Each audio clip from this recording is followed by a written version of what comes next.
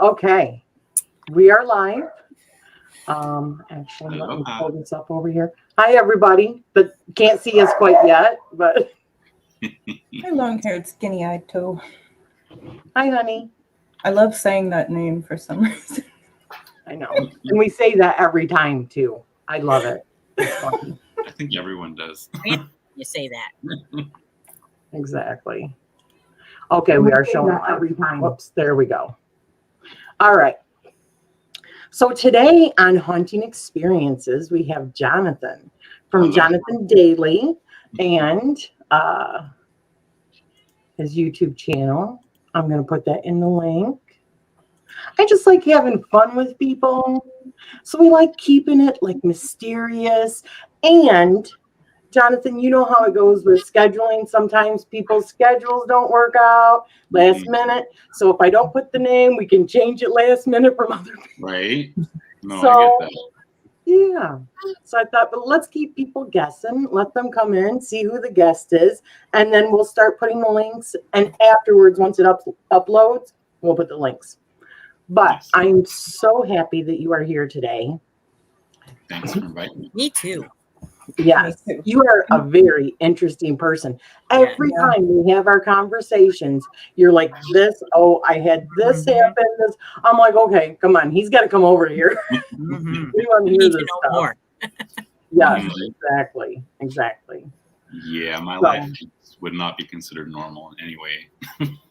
Love that. Good. Normal is boring, isn't it? Normal is boring.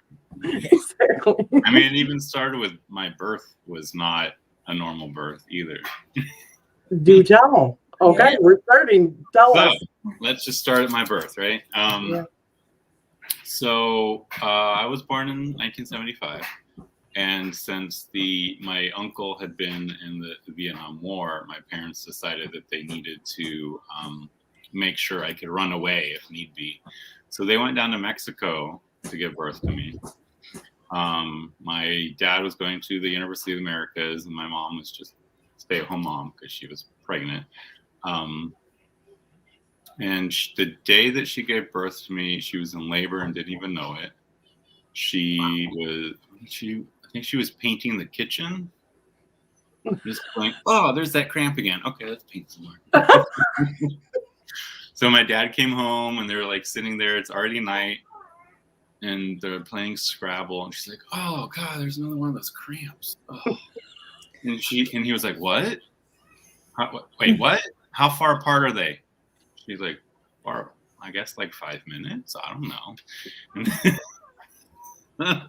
So I was born in a little house that was built on the side of a plateau. Turns out the plateau wasn't really a plateau; it was a earth-covered pyramid. So I was technically born on the side of a pyramid in Mexico. Wow. That is awesome. And 2 weeks before I was born, they had this weird incident where there was a hiker that went missing during an earthquake. And what had happened was during the earthquake, he was on top of the plateau. A well opened up under him. And he just dropped down, broke both his legs, and they found him, yanked him out, and they got him out and got him like to the hospital and everything. But then after that, the little Mexican kids would run over to where he fell, to the well, and find these little black clay figurines surrounding the well. Like the well was spitting out these figurines. And then after probably about a month of that, they went back up and they couldn't find the well anymore. It just vanished. What do you think that was? That is like really weird. Yeah.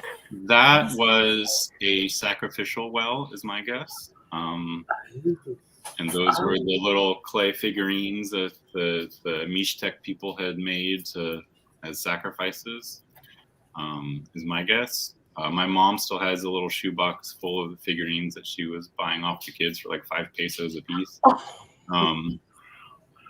So she said she's going to bring them to me at some point. But did you ever feel any weird energy off of them? I never really interacted with them. She always just kept them in storage. Probably a good thing. Probably.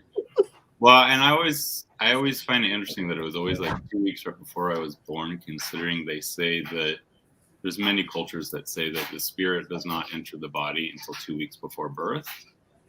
So part of me wonders if that well opening up wasn't just to let me out. Wow. It Makes yeah, sense to me. Yeah. it does. That is like That's wild. Wow. awesome intro and awesome plot twist, I have to say. Yeah. And then, of course, when I was about 3 months old, we went back to the States because I was born with the hair lip or cleft lip and cleft soft palate. So when I was 3 months old, we went back to the United States, had surgery, and then when I was about 6 months old, we moved to California in the Monterey Bay area.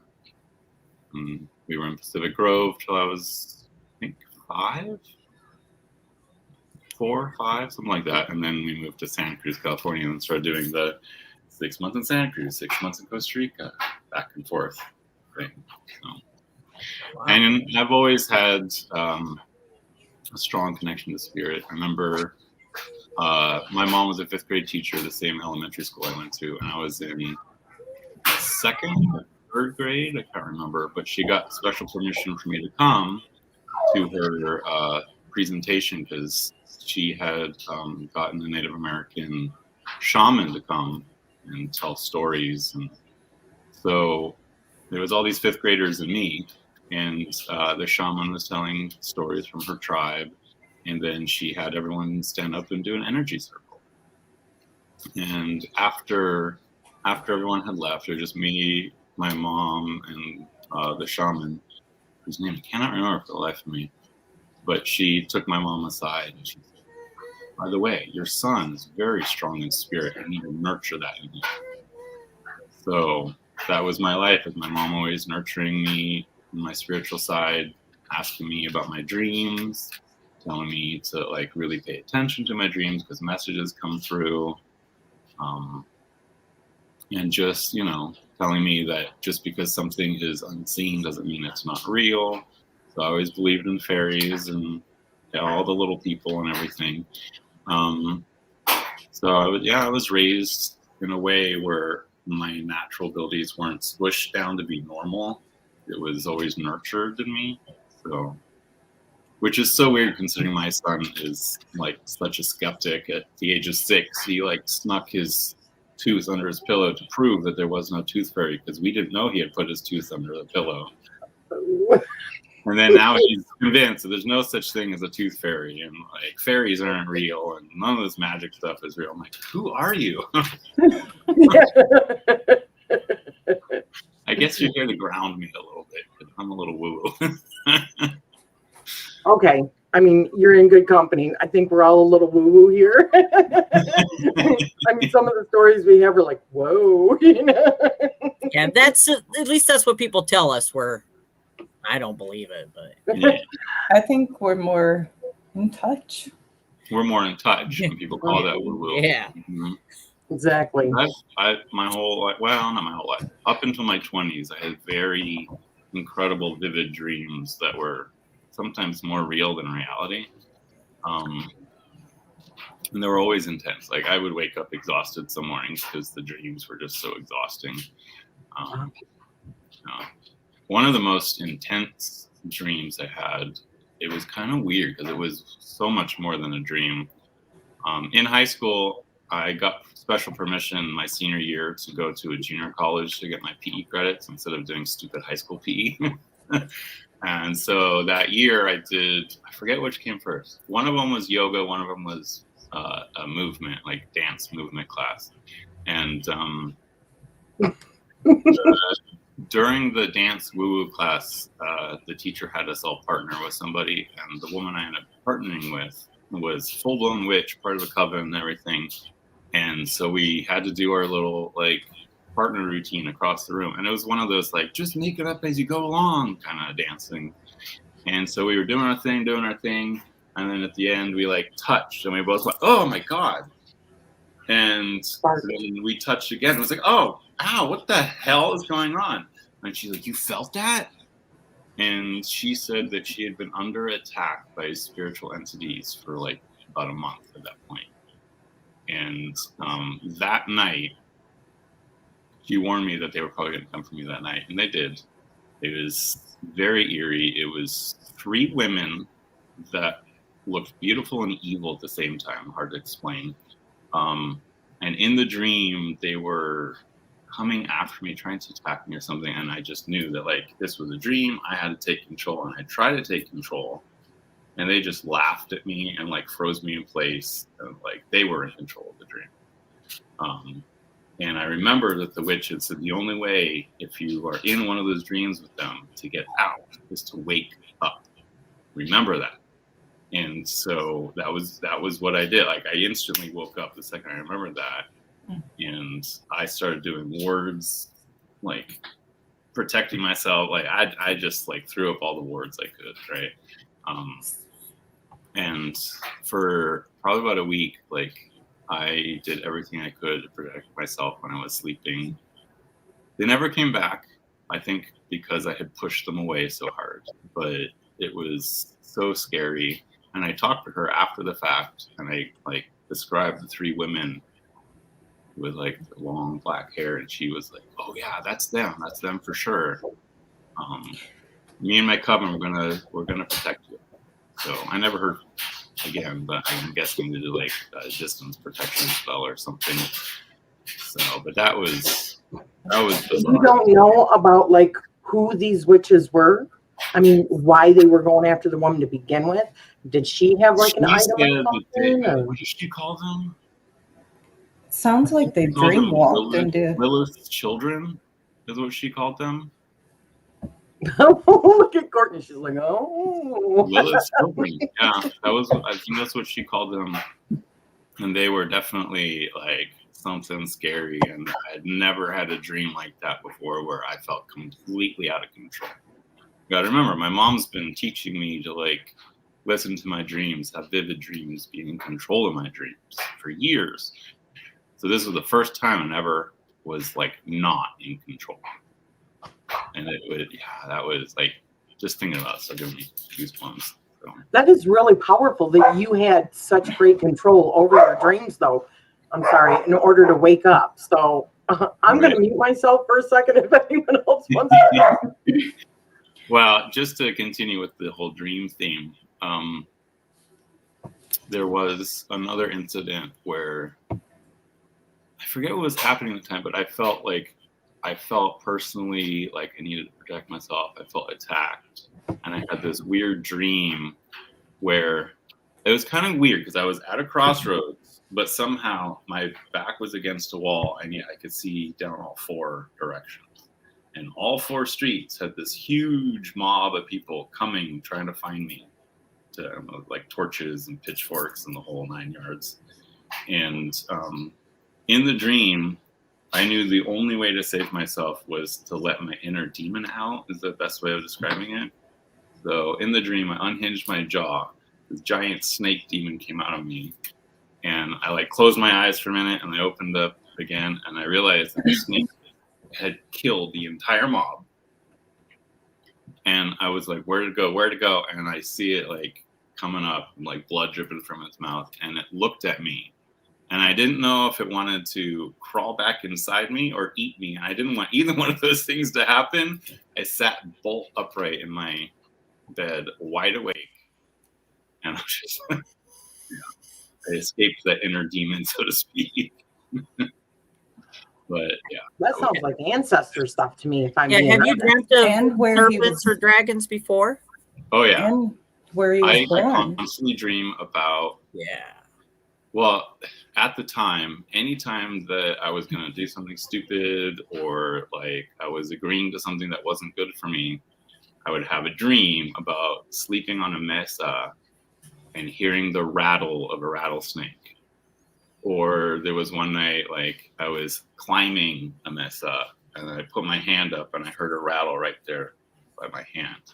And it was always when I was about to do something stupid and it wasn't good for me, I'd have that dream the night before. Yeah, it sounds like your family bloodline is protecting you. That's what it sounds like to me. Oh yeah, me Yeah. too. Well, and part of it is, so where I was born in Mexico, That's what I was going to they say. have a church called Santa Maria de Tonancilla, and they have this Virgin Mary looking figure who's not Virgin Mary. It's the Mixtec goddess named Tonancilla, I think is their proper name. Anyway, she's always pictured with an ear of corn in one hand and a rattlesnake in the other. Oh. So I think that is part of where it comes from as well. That goddess has been watching me since I was born. Is that the same depiction as like Inanna also?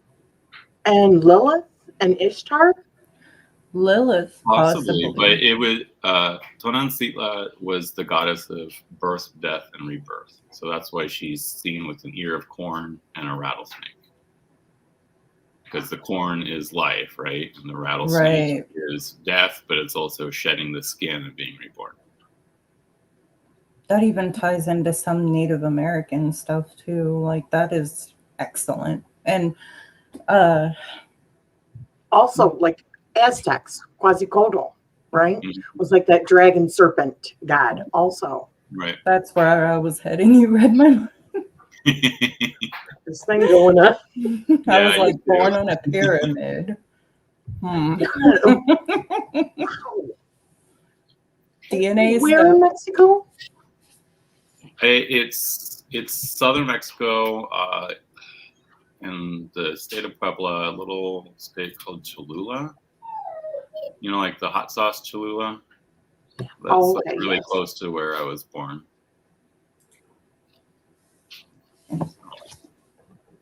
And then, speaking of Native Americans, when back in was it 99 or 2000?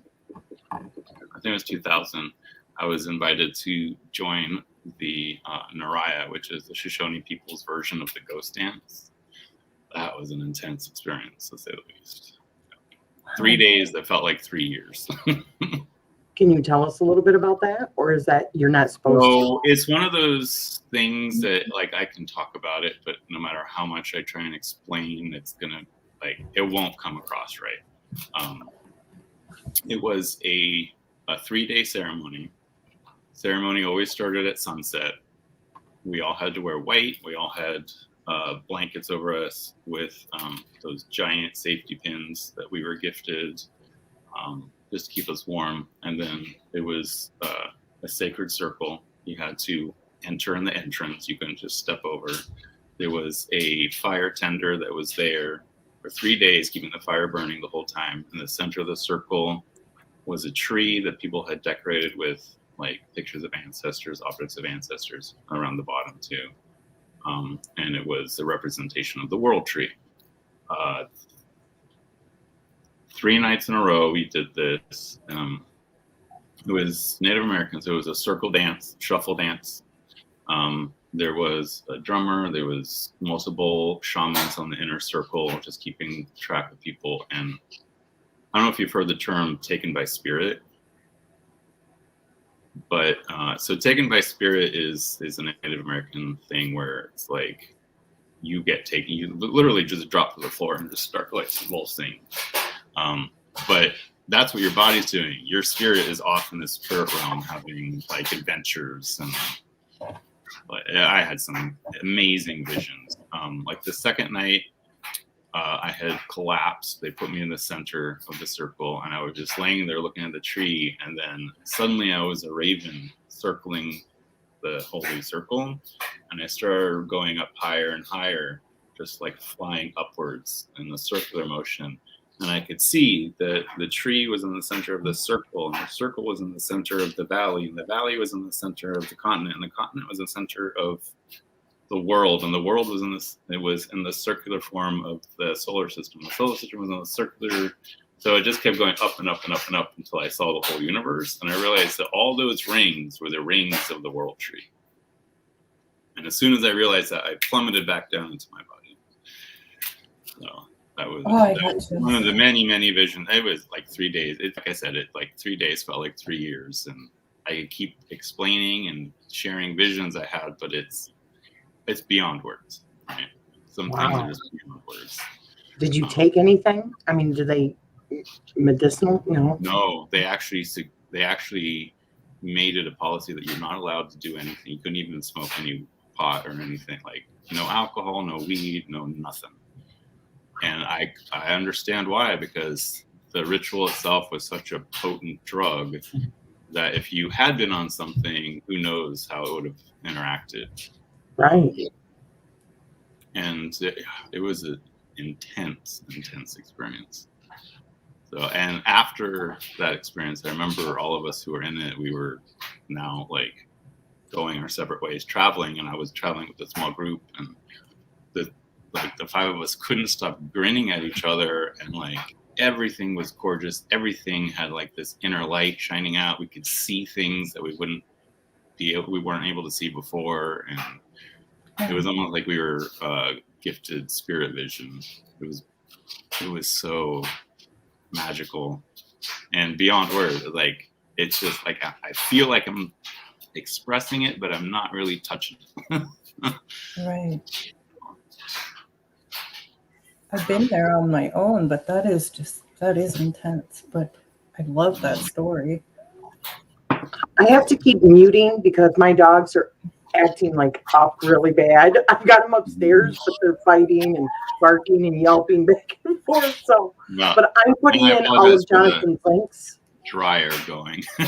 Oh, yeah, I can hear it.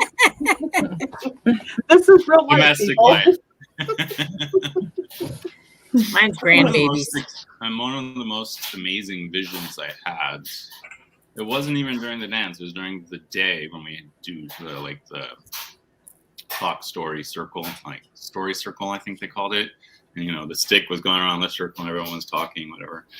In the middle of that, I just the weird thing is too, every time spirit was about to take me, somehow part of me knew, and I just took off my glasses and set them aside. Every time.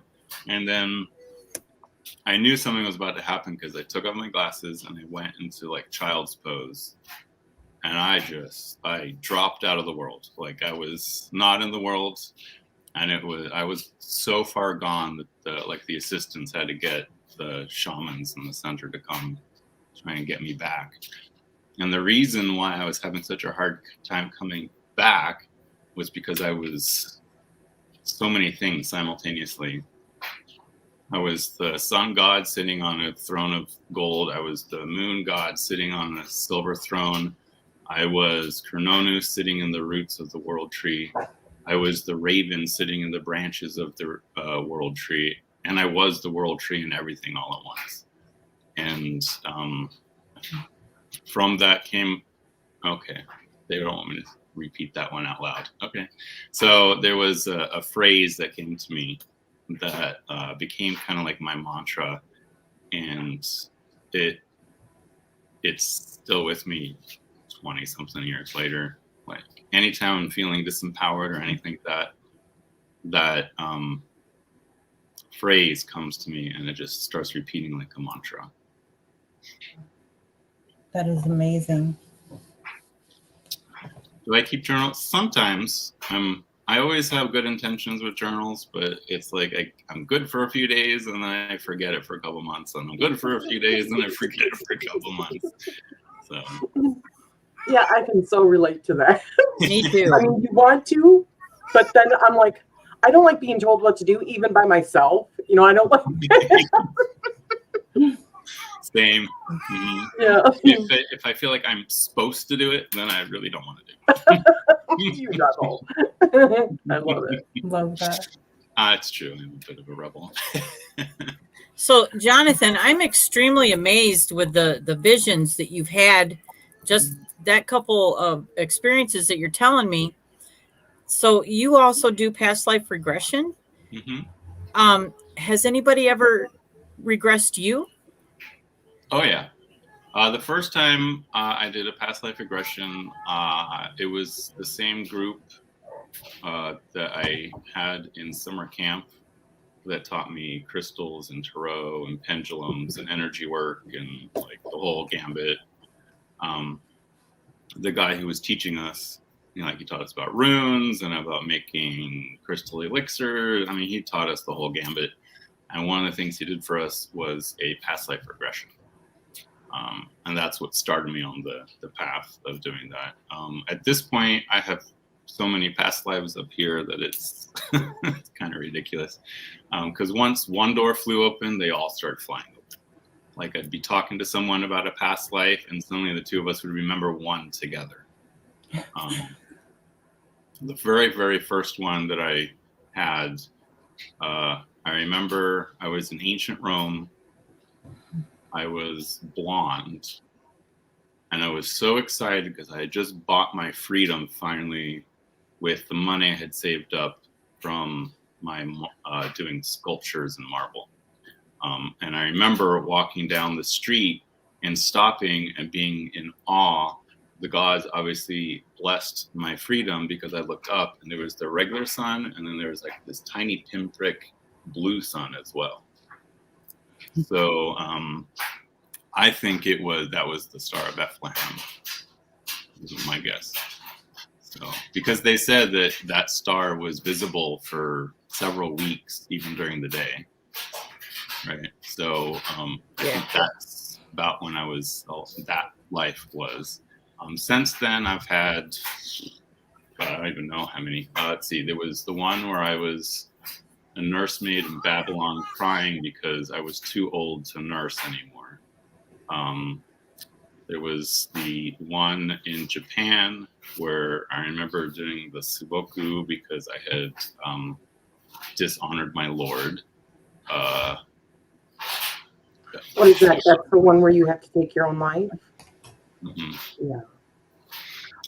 Gerald really quick asks whether or not those experiences are influencing right now your upcoming Oracle deck, which, by the way, I didn't realize you had an Oracle deck coming up. Very cool. It's a work in progress. I haven't even really technically started on it yet, but Gerald's been pushing me to do it. So. And, I am a painter, so I might as well get some of my own artwork out there.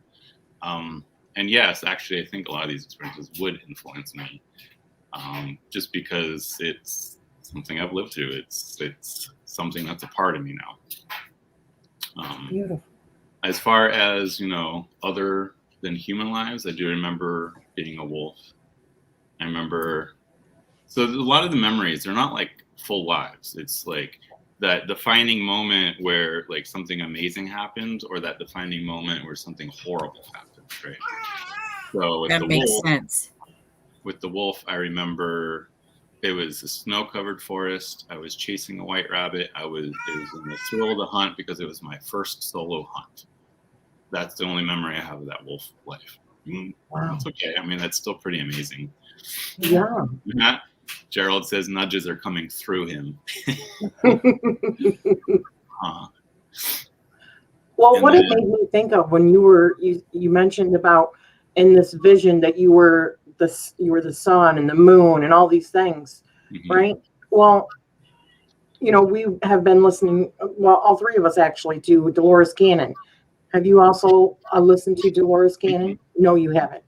Well, some of the things that they talk about of people that she regressed is that the people that they're talking with through these regressions, like alien beings or interdimensional, they're saying that the person that was laying on her couch, doing the regression, that they are actually way more powerful, that they're just in this existence at this time, but simultaneously they're in this existence, this existence, this existence. Yeah. Yep. That's what that made me think of. That is freaking powerful, man. So sorry, I just had to mention that really quick.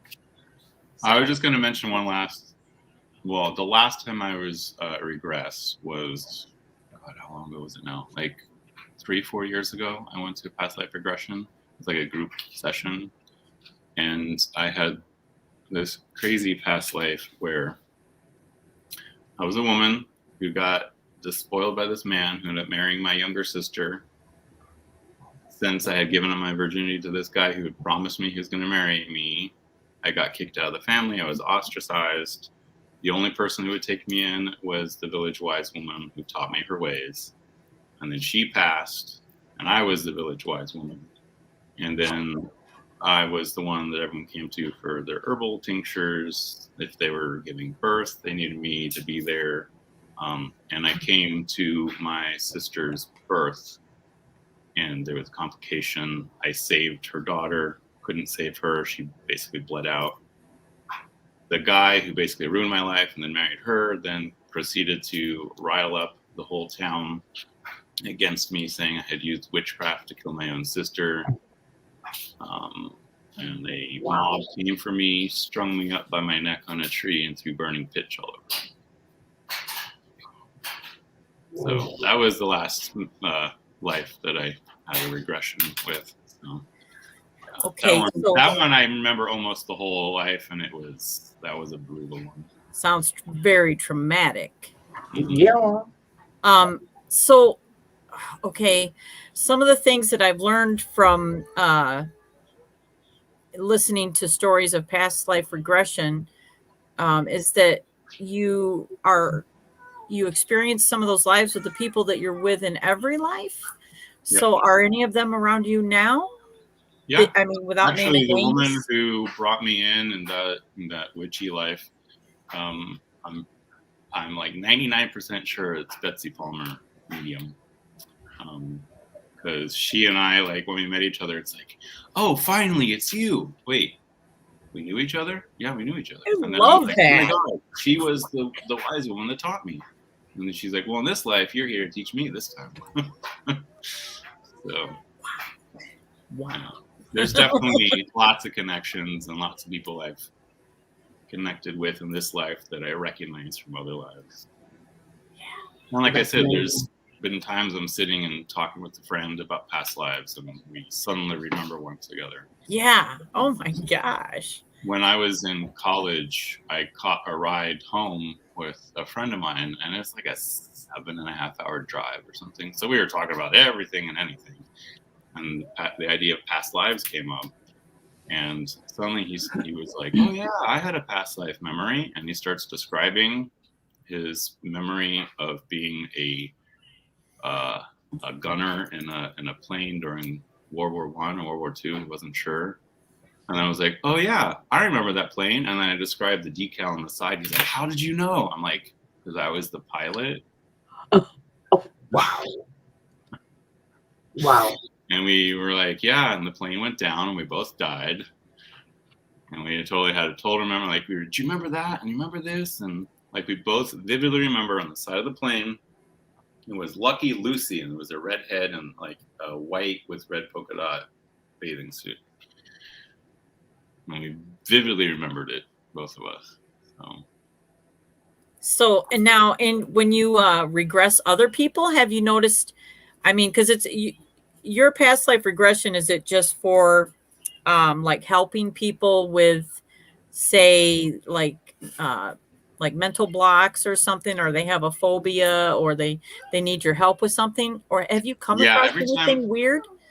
Every time I do a past life regression, I always tell the person, we need to focus on something that you're dealing with now that's causing issues with your life. If we can focus on that, let's go to the lifetime where that originally started. Okay. And then we can try and come to terms with it. Lately, I've been combining the regression with a follow-up reading. Okay. I do a past life tarot reading after the regression to like do a reading about the life they had just seen.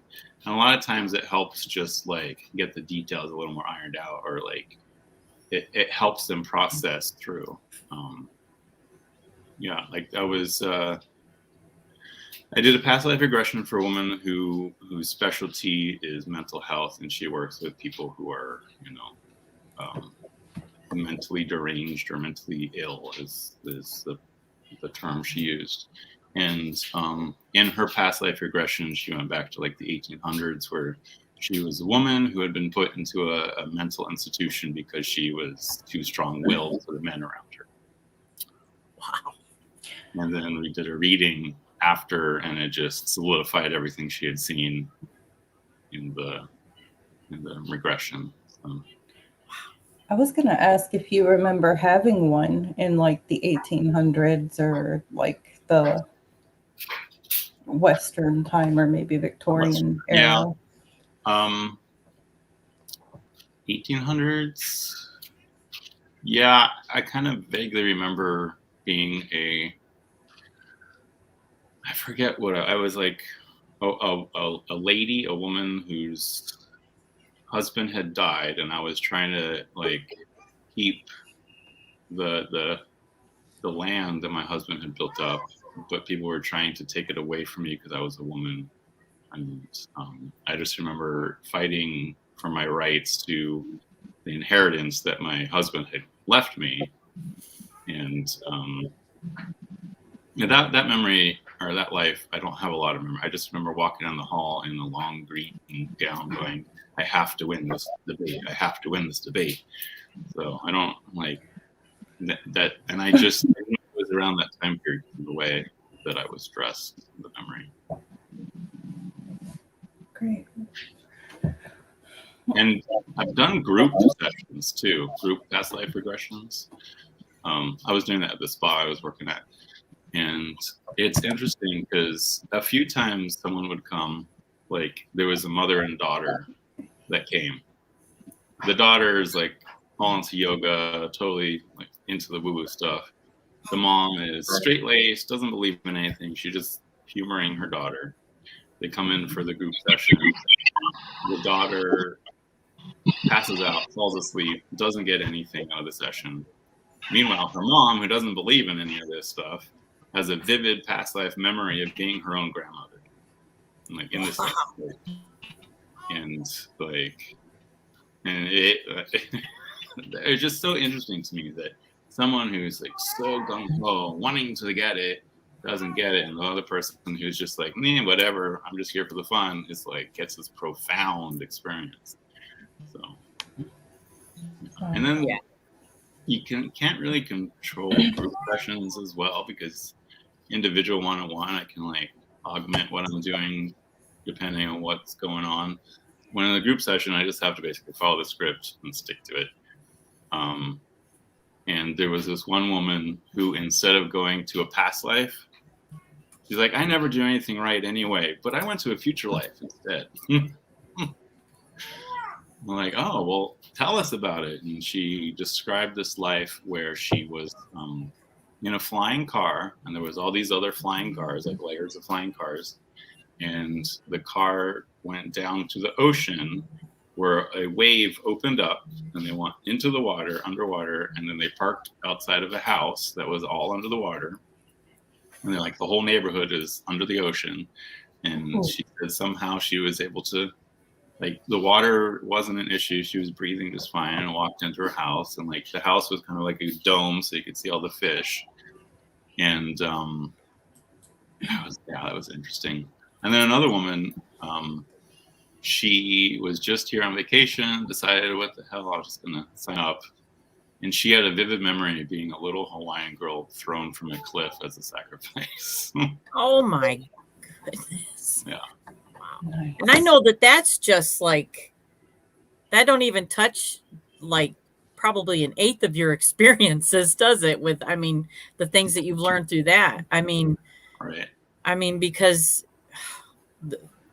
like past the age of 7, I'm sure you've had experiences with either extraterrestrial, more spiritual. I mean, I definitely have gotten a lot of spiritual experiences.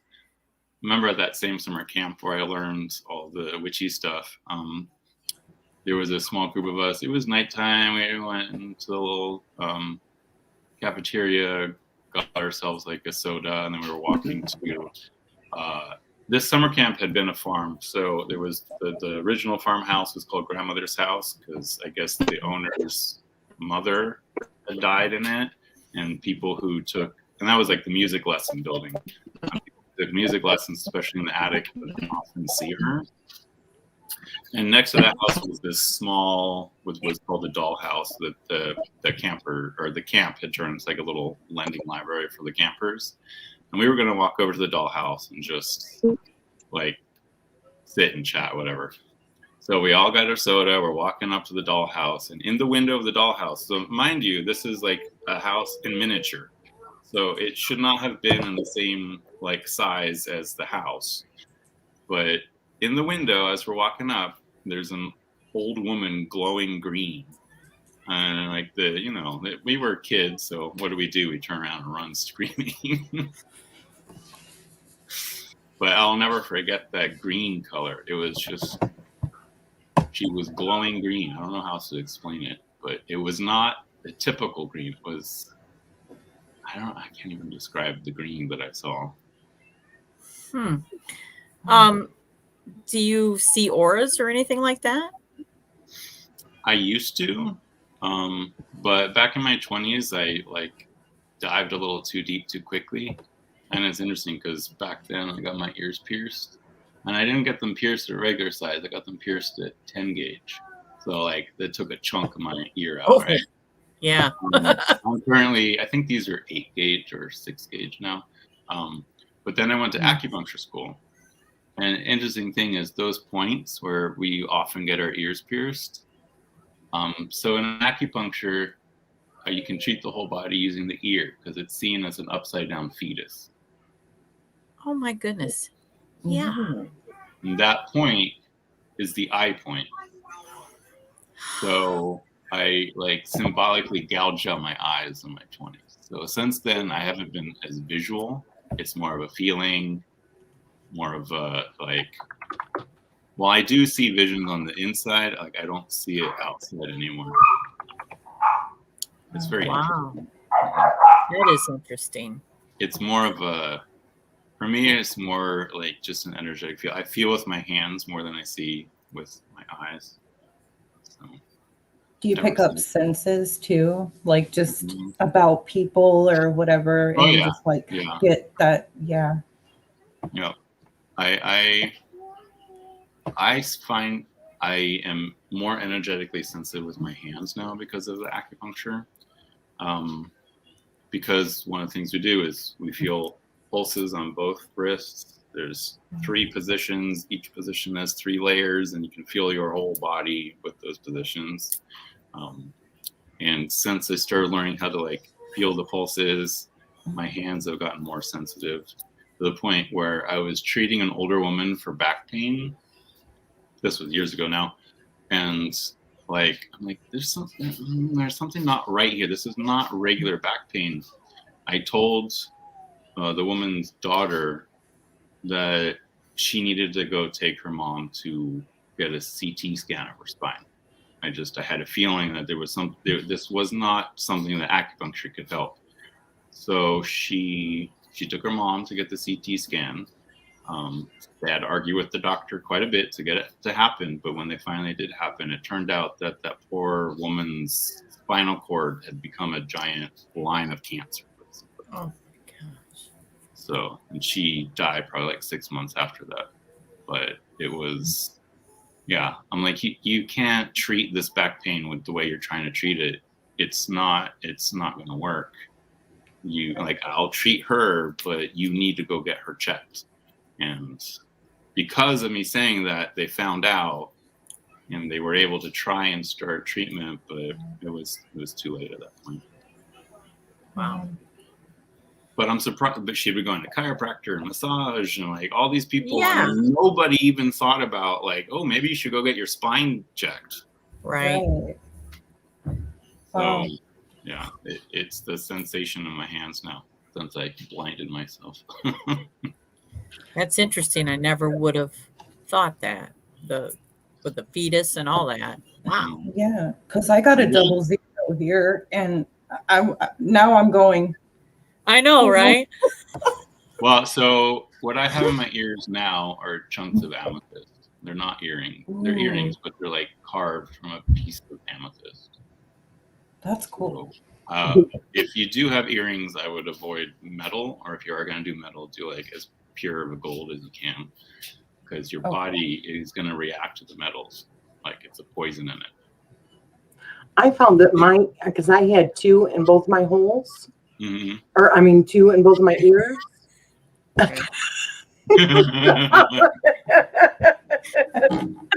Carla's over there laughing. But they've closed up. I can't even get earrings through them. In order to close my ear holes, because I got pierced at 10 gauge, I'd have to have surgery. Wow. So those guys that have like the big, like giant holes in their ears, those are never going to close. Yeah. Yeah. Mine fell out at like Thank you, honey. a couple years ago and it's still like stretched. So So obviously I'm having issues with my internet. And then I try to get on with my phone. And then I'm having issues with 4G. So I think there's like a lot of energy going on here or something. So in case I have to go, you guys know what's going on. But continue and I'll watch my own live back later. Well, I'm thinking we need like a part 2 and a part 3 with Jonathan. oh my gosh. It's only just scratched the surface. I could listen. Yeah, it's awesome stories. There's 3 wants to know about piercing for migraines. That's fine, especially if it works for you. I've known people who have gotten that piercing and it didn't help. So there's different types of migraines. You can't just say migraine and have like all of it in one. There are multiple types of migraines and multiple reasons for having them. So they do work for some people.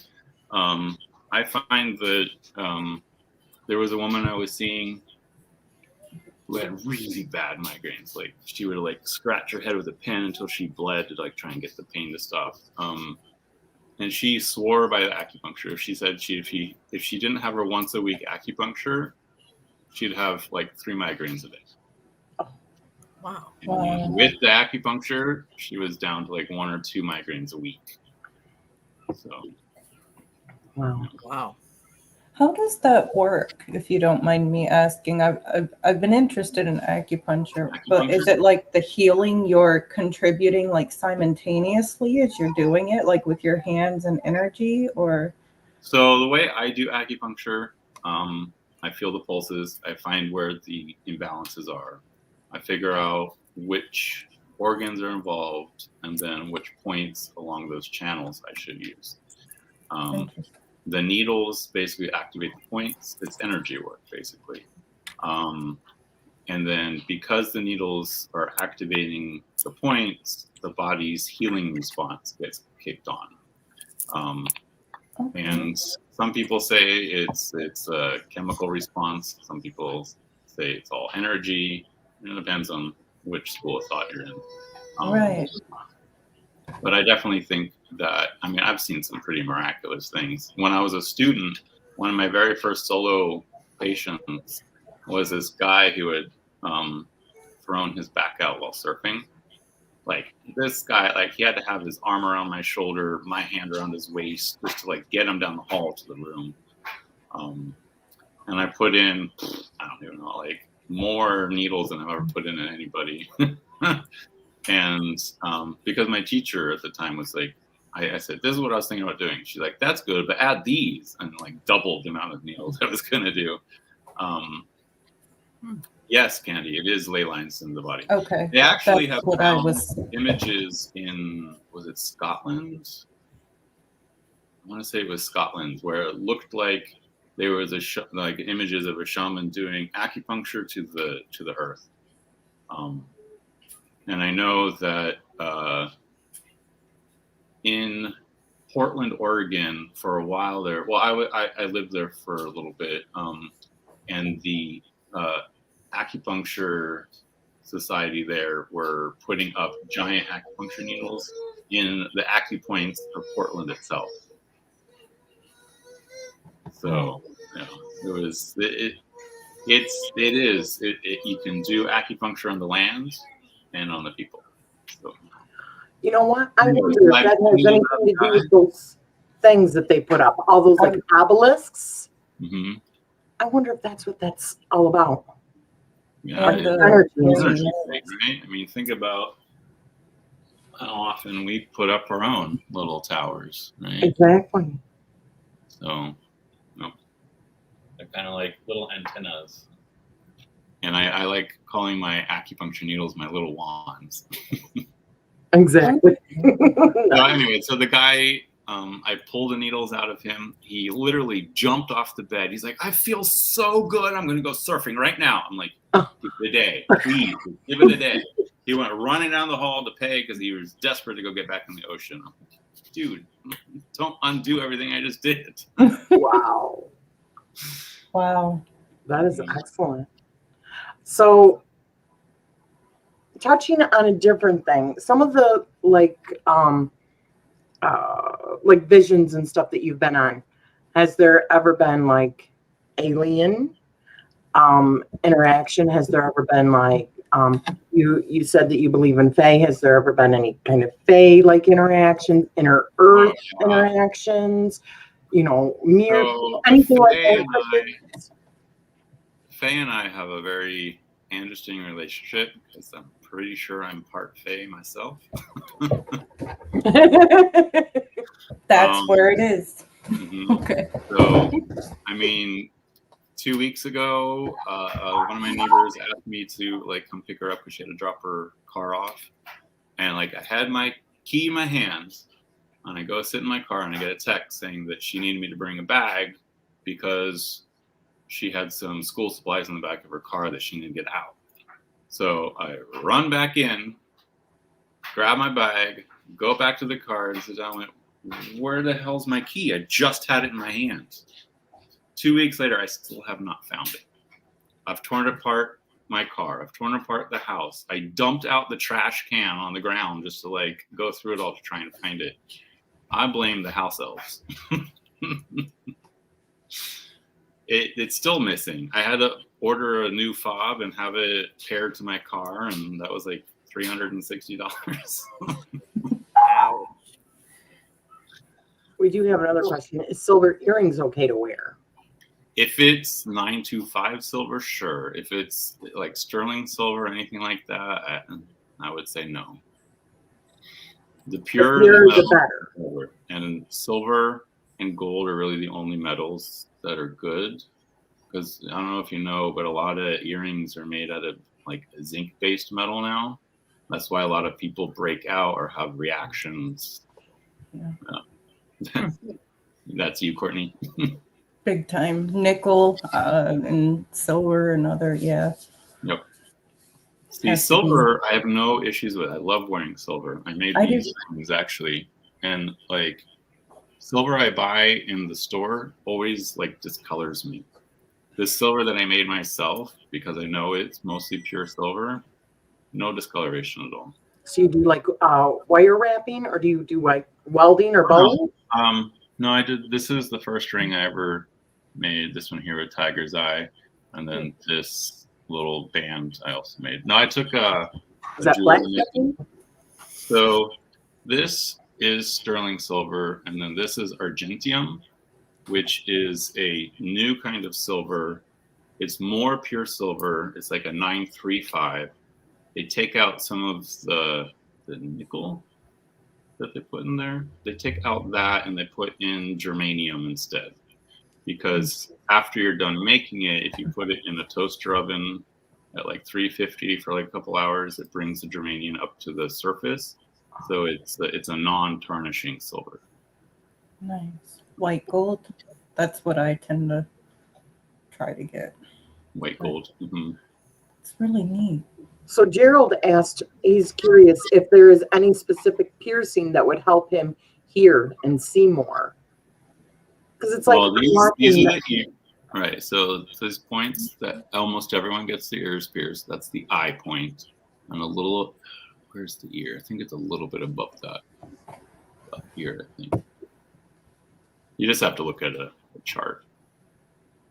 Do you offer those kind of services? I mean, like, I know one of the links that I put in was like health coaching. So do you actually offer services for that if you can't do it, per se, but giving advice for people to seek in their own areas? Right. Yeah. Awesome. And also the health coaching is a nutritional coaching as well. So integrative nutrition. I'm really big, adamant, like proponent of knowing what food is healthy for you and what food is poison for you, because everybody's diet is different. I believe in bio-individuality. Each of us has food that is nourishing for us, and each of us has food that is poison for us. And it could be completely different. What's food for one person could be poison for another. So Carla and I were actually having a conversation on that last week when we were talking about, the diet that came out for the different blood types. Why would that be? If we're all the same, why do different blood types require different kind of diets? Right? My son and I today were actually just wondering about that because we're literally saying before this live, we both feel poisoned by what we've been eating, but like everyone else seems to be okay with it. But we suffer for like days and we don't know what's really causing that. So I'd be interested in that. Learning. The body, right? I know for myself that one of the reasons I got into that is because I have a lot of food sensitivities. I can't have any dairy, gives me IBS symptoms. And I recently realized that the other thing that I have to completely cut out of my diet, which is really hard, is nightshades. Nightshades for a lot of people, like that's not even something anyone even talks about. You can see on the labels, this got milk, this got nuts, this got gluten, but there's no label for nightshades. And nightshades are poison, deadly nightshade, right? So that's tomatoes, potatoes, eggplants, paprika, red peppers, bell peppers. There's like so much of our food is nightshades, and we don't even look at that. We don't even think about it, right? So I didn't even realize that. I know. Right? Those are the foods I always suggest that everyone try an elimination diet. You do the elimination diet for 30 days, and then you start adding those things back in that you took out until you find the thing that you just needs to be out forever. It's called elimination. I actually have been told that if you eat something, it's like pay attention, and then if you eat it again and it does the same thing, you have to cut it out. Yep. That's depressing. So the elimination diet basically takes everything that's a common allergen and takes it out of your diet completely. So it's very simple stuff like rice, chicken, broccoli, as basic as you can get. No spices. And you eat that way for about 30 days until you actually are feeling good. Then once you're feeling good, you start slowly introducing the things you took out back in. Okay, this week, let's introduce milk products. Oh God, I'm having so many issues. Okay, milk's out. Next week, okay, let's try peanut out, like peanut stuff. Next week, okay, here's the nightshades. Gotcha. That is difficult. I'm sure that's really hard. And, it's something I myself have had to deal with. I've done the elimination diet a few times, and it is hard. It is really hard, especially if you're doing it for 30 days and people trying to invite you to dinner or let me get you a lunch or, and then you're just like, well, thanks, but I got to make it myself. Yeah. Denise asks really quick, so surgical steel isn't okay? It depends, because surgical steel is made the way it is specifically to be used in surgery, right? So it's supposed to be clean and non-tarnishing, non-rusting. And it's okay for most people, but like I said, everyone's individual, everyone's a bio-individual. Some people are going to react. Even with my acupuncture, I have to have needles that are 24 karat gold because there's certain people that have metal allergies. That if you use just a regular acupuncture needle, it's going to be really bad. So you have to use the 24 karat gold, which is, this center is still surgical steel, but the outside is completely 24 karat gold. Wow. And I use those also for spiritual treatments because I find that the gold is much more of a conductor than just steel. Some of the most profound treatments I had, I used the gold needles instead of the regular needles. That makes sense. Your mom talks about copper, for the bracelets and the rings, for pain. Yeah, because your body your skin is absorbing copper. Right. And copper is something that's very important for our bodies. Just make sure it's pure copper, because there is a lot of copper out there that's mixed with nickel and zinc and other things.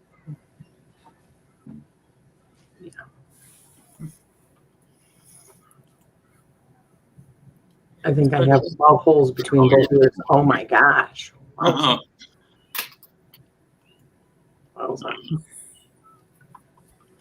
So do you think, or do you know you have any special abilities? Like besides being, I'm assuming, psychic, like telepathic, Oh, stuff yeah. like that. Yeah. Just give us the whole gamut. I figured, yeah. Please tell. I have most of the clairs. I don't have clairvoyance anymore because it pierced my ears of the eye holes. But I mean, I hear things constantly. Like, there's been times I'm like walking, thinking about something, and then all of a sudden I hear like a radio station pop on, and I like look around, like there's no radio around me. I hear it sometimes. I just have this knowing sometimes that people are like, how the hell do you know that? I'm like, I don't know, I just know it. Right. Like, there's been times we'll ask a question to the room, not necessarily me, and like the answer just bubbles out of me. And I'm like, where did that come from? As far as telepathy, yeah, there's been incidences I remember in, like, especially high school, where, like, say Spanish class, there's like, okay, you got these 3 columns, you got to pick out the words and make a sentence. And then, like, I get called and they say the sentence that just popped into my head because I wasn't thinking about it until I got called on. And the person behind me is like, hey, you stole my sentence. Yeah. That happens so many times to me. Wow. I'm like, oops, sorry. Yep. Yeah. What about animals? Do you have animals? Animals? Yeah. I mean, I understand communication. My mom's an animal communicator, so it kind of rubbed off on me.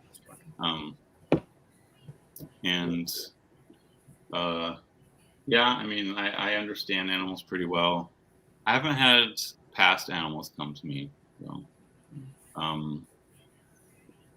And let's see, what other players did I mention? See, I think the claircognizance comes from like the dreaming, because you're like a heavy dreamer too, right? Yeah, I used to be, not as much anymore. After I did this, my dreams kind of just died out.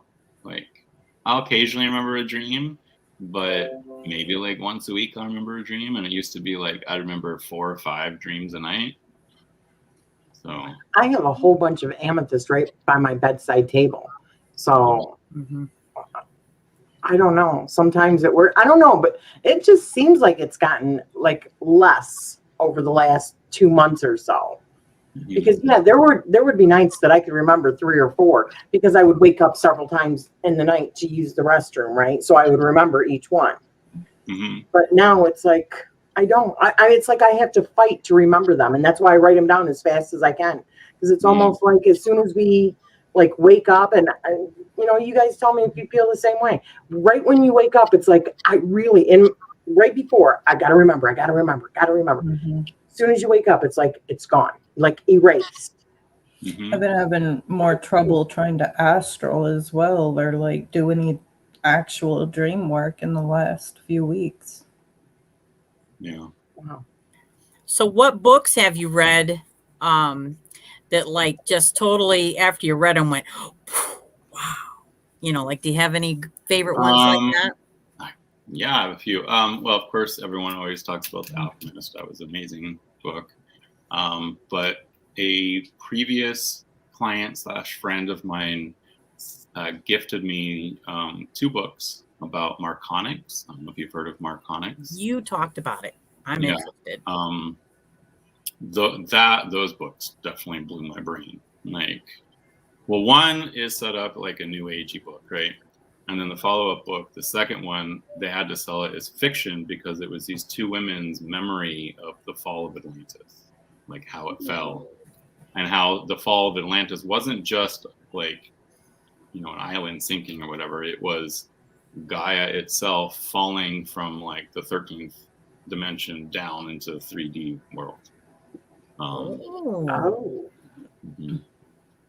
That's interesting. That is interesting. If you get those 2 books, they're on Amazon, so it's pretty easy to get.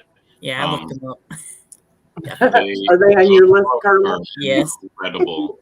The first book is just explaining Marconics and what it is, and the first half is one of the women, the second half is the other woman, and they're just explaining like what their experience was with this whole Marconics thing. And the Marconics like connects archangels with the Council of Light to the Galactic Council of Light, and, right now the archangels are actually aliens. And Yes. Oh, see, yeah, I'm reading that next. That's right up my alley. Yes. Yes. Yep. Then we'll have to talk again, Jonathan.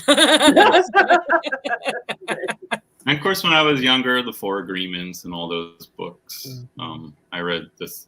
It was the Four Agreements, the Mastery of Love. What was the third one? Can't remember the third one. Anyway, so I read those. Those kind of changed how I experienced the world. This is an old tech wisdom, right? Which called to me since it's kind of close to where I was born. Yeah, definitely. Wow. Yes. And then, of course, taking Mayan hieroglyphics class in 2000, that was pretty profound. What was that like? So you know how to read hieroglyphics, the Mayan hieroglyphics? Mm-hmm. That's amazing. Yeah, at least I know how to translate them. They don't even have the translations for all of them yet. So, but yeah, that was amazing. It was 2000. It was this guy, freaking insanely brilliant. He was one of the ones that helped crack the code as far as the hieroglyphics go, because they realized there's still Mayans living there. Their language hasn't really changed that much. Right.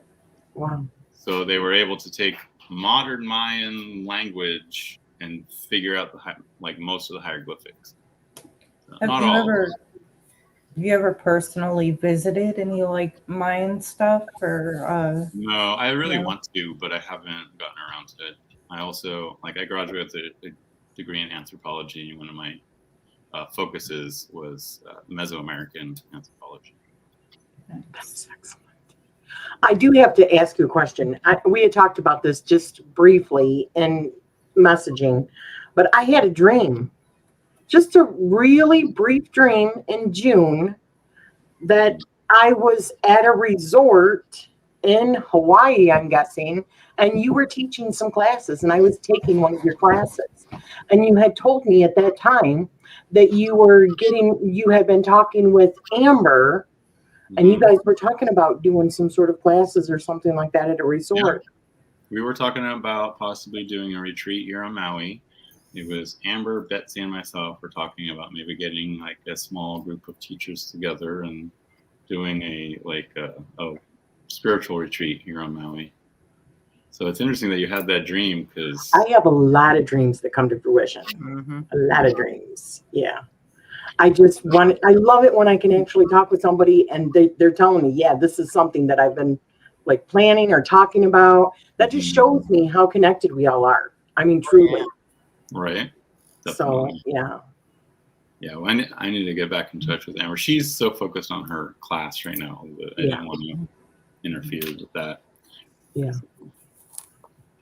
Well, yeah, we're going to have to do a part 2 to this. We're already a little over an hour. My God, Jonathan, you are just interesting.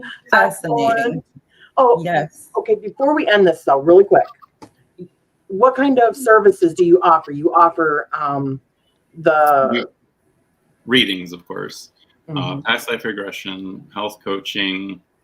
One of the things I was thinking about doing, but then the pandemic kind of put the brakes on it, was combining my acupuncture with past life regression to make it a more intense experience for the person and really open them, right? So I already figured out the points I need to use. I was going to use the 24 karat gold needles to just really help with the energy and thank you, Han. Right. I was actually about to start doing them at the spa. Like I was talking to them about offering it, and then they're like, well, I think we're going to close because of COVID. Yeah. I wish I lived by you, Jonathan. So do I. I I was just going to ask how big your house is if we decided to visit. Exactly. Well, if you guys get a vacation rental, I'll come to you. Okay. All right. Yeah. Next week, maybe. Sure. Come on down. He's scheduling out longer than that. Yeah. Yeah. All right, Well, we'll have to schedule a 2.